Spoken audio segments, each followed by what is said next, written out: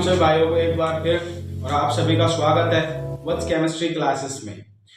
हम पिछली वीडियो में हमने डिस्कस करा था मेटल्स के बारे में, चैप्टर 3 क्लास 10th, और आज नई वीडियो में हम डिस्कस करने वाले हैं केमिकल प्रॉपर्टी ऑफ मेटल्स के बारे में। इससे पहली वीडियो में हमने डिस्कस करा था फिजिकल प्रॉपर्टी के बारे में, मेटल्स की फिजिकल प्रॉपर्टी के बारे में, और आज हम बात करने वाले हैं केमिकल प्रॉपर्टी के बारे में जो कि मेटल से रिलेटेड है। तो केमिकल प्रॉपर्टी ऑफ मेटल्स, जिसका सीधा सीधा मतलब ये है, रासायनिक गुण पढ़ेंगे हम, रासायनिक गुणधर्म जो कि मेटल से रिलेटेड होंगे। अब मेटल से रिलेटेड होने वाले रासायनिक गुणधर्म में सबसे पहली प्रॉपर्टी आती है रिएक्शन विद ऑक्सीजन, अर्थात ऑक्सीजन या वायु के साथ अभिक्रिया। किस चीज की? मेटल्स की। जब कोई भी मेटल ऑक्सीजन के साथ अभिक्रिया करेगा, कोई भी मेटल ऑक्सीजन के साथ अभिक्रिया करेगा, तब वो मेटल ऑक्साइड का निर्माण करता है। मेटल ऑक्साइड, मेटल ऑक्साइड को कहते हैं धात्विक ऑक्साइड, धात्विक ऑक्साइड का निर्माण करता है। ये पहली प्रॉपर्टी है। जब कोई धातु ऑक्सीजन के साथ अभिक्रिया करता है या कोई धातु ऑक्सीजन के संपर्क में आती है, तब वह धात्विक ऑक्साइड का निर्माण करती है। उसका उदाहरण है, जैसा कि आप लोग देख रहे होंगे बोर्ड पर, कि जब चार मॉलिक्यूल सोडियम के ऑक्सीजन के संपर्क में आते हैं, तब वह निर्माण करेगा सोडियम ऑक्साइड का, सोडियम ऑक्साइड का। वहीं पर जब 4 मॉलिक्यूल्स पोटेशियम के हैं, पोटेशियम ऑक्सीजन के साथ अभिक्रिया करेंगे, तब बनेंगे पोटेशियम ऑक्साइड। तो हम जो डिस्कस कर रहे हैं वो डिस्कस कर रहे हैं मेटल ऑक्साइड के बारे में। और मेटल ऑक्साइड का पहला पॉइंट है रिएक्शन विद ऑक्सीजन। तो जिसमें हमने देखा कि जब कोई मेटल ऑक्सीजन के साथ अभिक्रिया कर रही है, तब वह मेटल ऑक्साइड का निर्माण करती है। दूसरा पॉइंट, नेचर ऑफ ऑक्साइड, प्रकृति की यदि हम बात करें ऑक्साइड की प्रकृति की, तो मेटल ऑक्साइड जब वाटर के साथ संपर्क में आएगा, मेटल ऑक्साइड वाटर के साथ संपर्क में आएगा, तब वह मेटल हाइड्रोजन ऑक्साइड का निर्माण करती है। Metal hydrogen oxide, metal hydrogen oxide का मतलब है धातु हाइड्रोजन ऑक्साइड का निर्माण करेंगे, जो कि जिसमें हाइड्रोजन जुड़ा हुआ होगा, मेटल हाइड्रोक्साइड का निर्माण करेंगे। मेटल ऑक्साइड धात्विक ऑक्साइड वाटर के संपर्क में यानी जल के संपर्क में आने पर धात्विक हाइड्रोजन ऑक्साइड का निर्माण करते हैं। कैसे?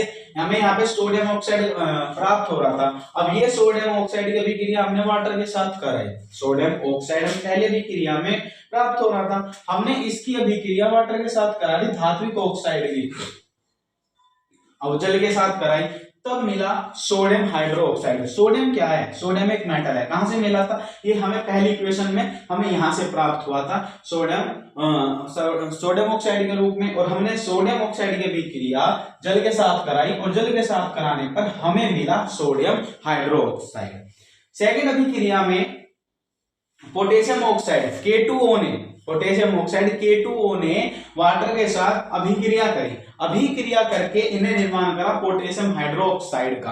क्योंकि हमारी जो सेकंड इक्वेशन है वो है नेचर ऑफ ऑक्साइड, यानी कि इनका नेचर प्राकृतिक तौर पर ये कैसे अभिक्रिया करते हैं। ये दूसरी अभिक्रिया थी धात्विक या फिर धातु के रासायनिक गुण की। तीसरी अभिक्रिया में क्या होता है? रासायनिक with water, reaction with water, यानी कि जब कोई धातु जल के साथ अभिक्रिया करती है, तब क्या मिलेगा?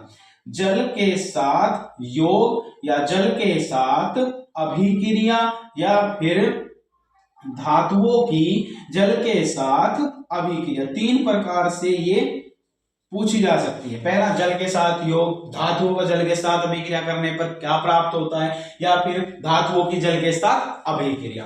तो दो प्रॉपर्टी है, देते हैं। पहली प्रॉपर्टी में क्या होगा कि जब कोई मेटल वाटर के साथ अभिक्रिया करेगा, कोई धातु वाटर के साथ अभिक्रिया करेगी, तब तो प्राप्त होगा मेटल ऑक्साइड और साथ में हाइड्रोजन गैस। तो ये पहला फॉर्मूला तो हमारे पास ये रहा, क्या है कि कोई धातु जल के साथ अभिक्रिया करके धात्विक ऑक्साइड का निर्माण करता है, हाइड्रोजन गैस को रिलीज करता है।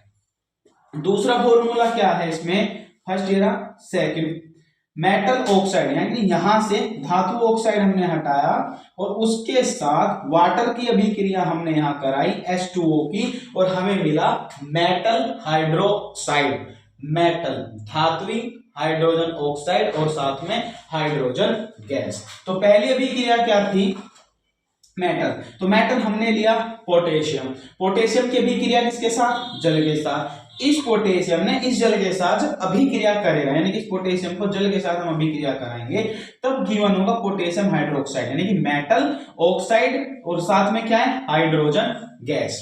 Metal oxide, potassium hydroxide, hydrogen gas. दूसरी अभिक्रिया क्या है कि जब सोडियम ने वाटर के साथ अभिक्रिया करी, रिएक्शन करी वाटर के साथ, तो सोडियम किसके साथ, जल के साथ अभिक्रिया कर रहा है। जब जल के साथ अभिक्रिया ये रिएक्शन करेगा तब निर्माण होता है सोडियम हाइड्रोक्साइड का। सोडियम हाइड्रोक्साइड क्या है, एक मेटल ऑक्साइड है, और मेटल हाइड्रोक्साइड ये रहा, तो साथ में है हाइड्रोजन गैस। तो ये थी दूसरी अभिक्रिया, ये फर्स्ट का एग्जांपल था, ये सेकंड का एग्जांपल था।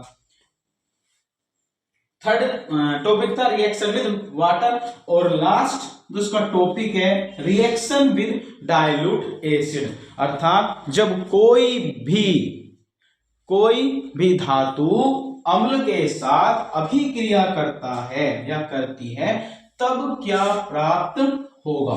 तो इसका फॉर्मूला क्या है कि metal reaction with dilute acid, dilute acid में हमारे पास डाइल्यूट के नाम पे H2SO4 भी आ सकता है, HCl भी आ सकता है, और तब ये गिवन होगा, गिवन मेटल साल्ट, यानी कि लवण देगा, धात्विक लवण देगा और हाइड्रोजन गैस को रिलीज करेगा। एग्जांपल, रिएक्शन का पहला एग्जांपल है कि सोडियम HCl के साथ अभिक्रिया करी, सोडियम ने HCl के साथ अभिक्रिया करके गिवन है जो दे रहा वो है सोडियम क्लोराइड, सोडियम HCl के साथ अभिक्रिया करके सोडियम क्लोराइड प्राप्त हो रहा है और बाहर हो रही है हाइड्रोजन गैस।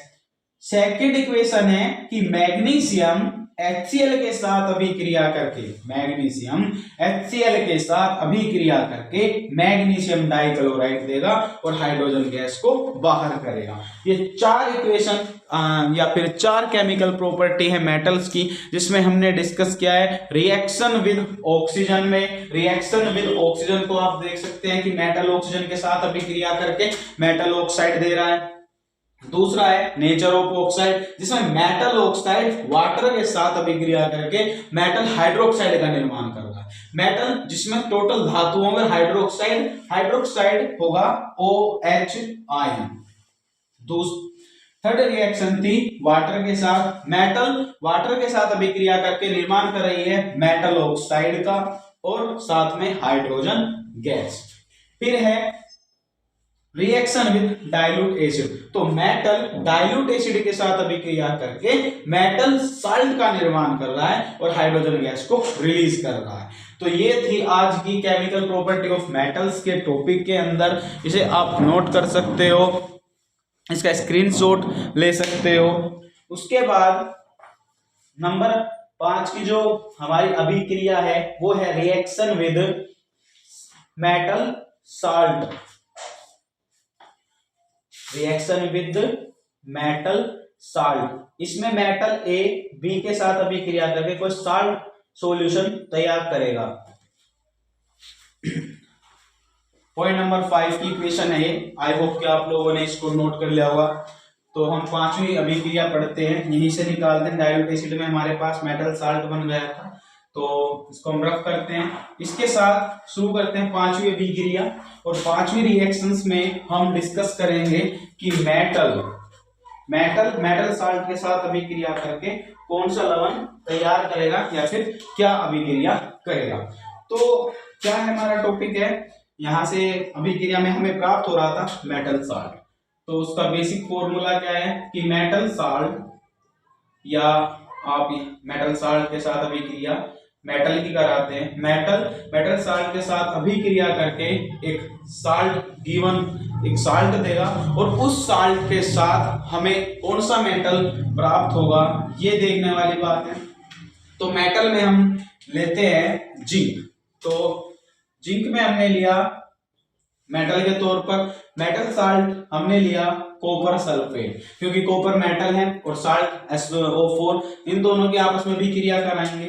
अभिक्रिया के दौरान ये जिंक इस कॉपर को रिप्लेस कर देगा, क्योंकि जिंक पावरफुल है। तो साल्ट के तौर पर हमें मिलेगा जिंक सल्फेट और मेटल हमारे पास होगा कॉपर। तो ये पांचवी भी क्रिया थी। पॉइंट नंबर 5 था केमिकल प्रॉपर्टी का 5वां पॉइंट, जिसमें हमने इक्वेशन नंबर 4 से डाइल्यूट एसिड के साथ मेटल की अभिक्रिया करा के मेटल साल्ट प्राप्त करा था। इस मेटल साल्ट की अभिक्रिया हमने कराई है कॉपर सल्फेट से, जो कि क्या है मेटल साल्ट है, मेटल साल्ट की तरह वर्क करता है, काम करता है, कंपाउंड है। दूसरा हमने इसकी अभिक्रिया कराई है मेटल के साथ। तो मेटल जब मेटल साल्ट के साथ अभिक्रिया करता है तब हमें प्राप्त होता है जिंक सल्फेट, जो कि एक साल्ट है, और साथ में होता है एक मेटल प्राप्त, जो कि एक धातु है, धातु की तरह वर्क करता है। उसके बाद मेटल साल्ट के बाद अगला प्रोसेस है,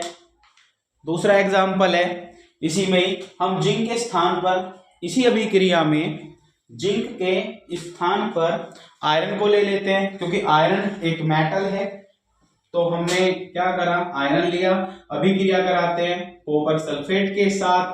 तो यहां से ये इसे कॉपर को रिप्लेस करेगा, तब हमें मिलेगा FeSO4 और कॉपर बार। केमिकल प्रॉपर्टी के अंदर हमने 5 प्रॉपर्टी के बारे में आज डिस्कस किया है इस वीडियो में।